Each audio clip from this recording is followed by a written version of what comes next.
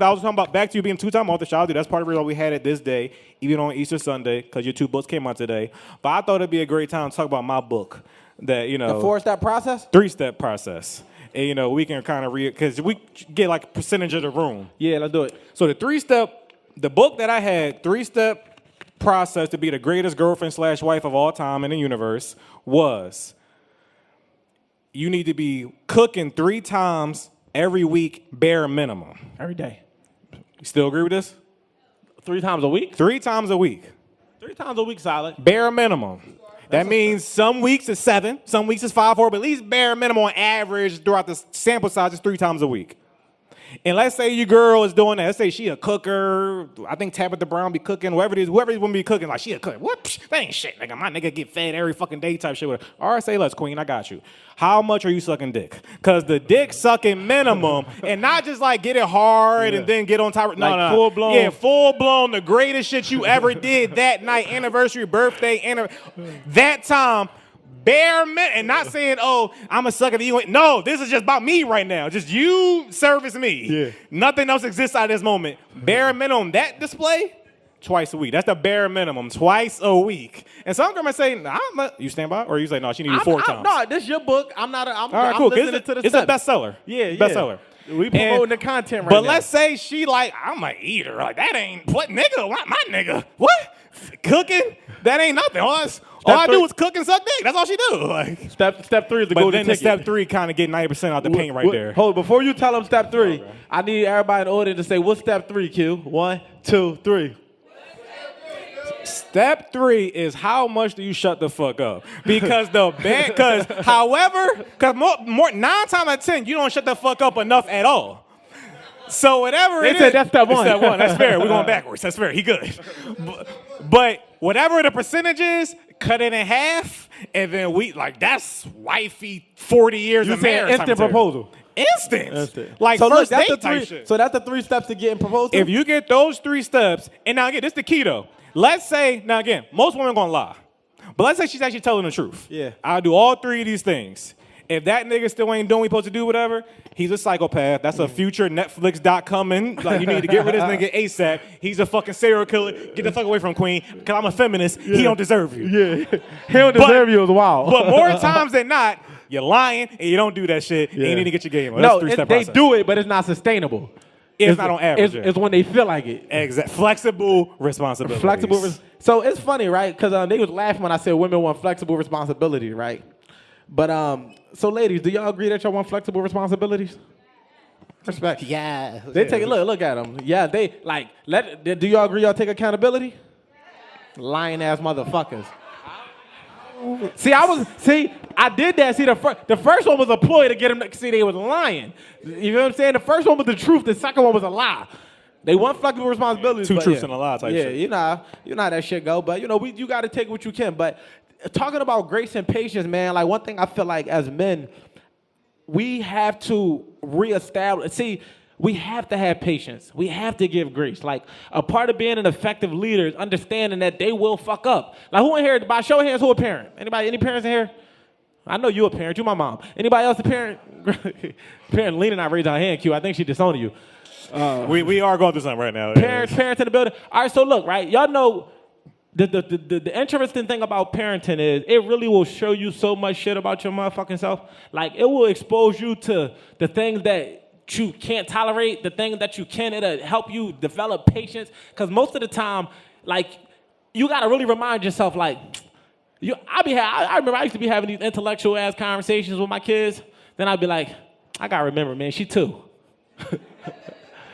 How the fuck she going to understand what I'm... So, after a while, you come to expect them to do certain shit, and then you be like, instead of saying, no, some of y'all motherfuckers, shut up. After a while, you're like, you know what? This is what I expect of you. So it's like, as men, when you start to realize in certain situations, and you start to learn your partner, and you're like, this is what I expect of you, you get less frustrated when they do shit that you expect them to do. Like, I expect you to drop the ball in certain situations. I expect you to cry under these situations. I expect you to get mad for certain things. So instead of me matching your energy, I'm going to extend you that grace and realize, you know what? This is what I expect of you right now, to flip the coin. You know, we say women going to be women. women, we need the same grace from y'all. It's like men gonna be men. Now, most of the time when they say a nigga gonna be a nigga, a man gonna be a man, it's always associated with cheating. Like, oh, a nigga gonna be a nigga. But it's like, no, a nigga gonna be a nigga, meaning a nigga gonna be logical. And sometimes you're gonna bring that nigga a problem and you're gonna be like, yeah, cause the girl at my job was on some shit. And he gonna be like, well, what did you do? It don't matter what the fuck I did. The bitch was wrong. Take her fucking side.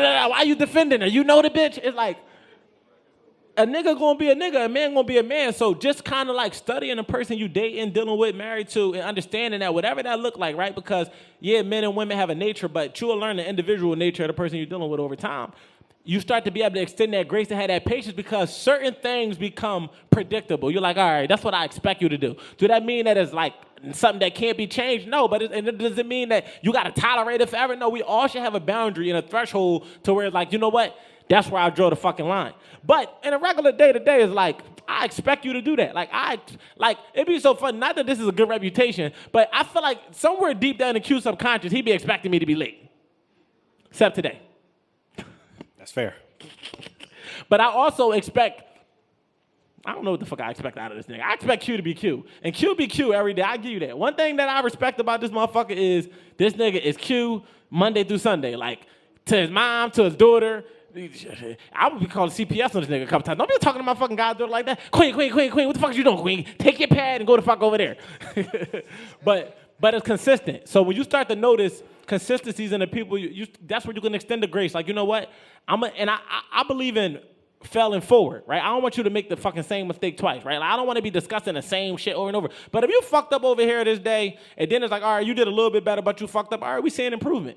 Then I mean drag your feet? No, it just mean that I'm seeing that you gradually getting better at what it is. Like, y'all can extend me grace because you could truly say that I've been getting better with time management. It ain't like this shit is a problem. It's like, no, this nigga had a problem and now it's getting better. So when we look at our partners, we got to extend them the same grace. We give our friends grace. We give our parents grace. We give fucking jobs grace. But when it comes to our partners, everybody want to act like they so motherfucking fucking stiff. Want to be a fucking stiffer. Want to be at 10-2 all day. No, man, like if this is a person you're going to build with a motherfucker and understanding when building there's going to be challenges and figure out how y'all can overcome the challenges together because marriages don't start when you say I do and most people just stop there. No, that metaphor, it start when you say I do. It don't stop there. It don't stop at the altar. It start there. That's when the actual marriage starts. Everything leading up to that is a fucking relationship. But once you, because the thing about tying a knot, and I haven't got to that point yet, but the goal is never to untie the knot, right? So I got a lot of married friends. Literally, I believe in preparing yourself for the things you want. You one of my friends that's about to be married.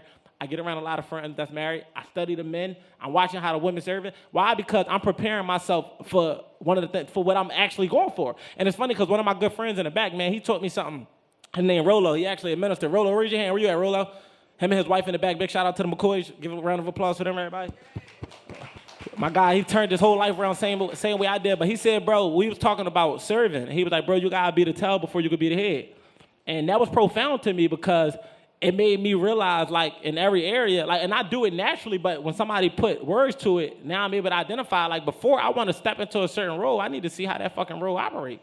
And that's why I always say you got to start the game how you want it to end. I be encouraging women. I say, look, you don't become a wife the day you put the fucking dress on and get the ring. You got to become a wife leading up to that. Like, everything I've been doing is preparing me. Even my last relationship, I did what I did the way I did it because I was operating like I wanted to get married. Mm-hmm. You follow what I'm saying? So, you know, you got to start the game how you want the game to go.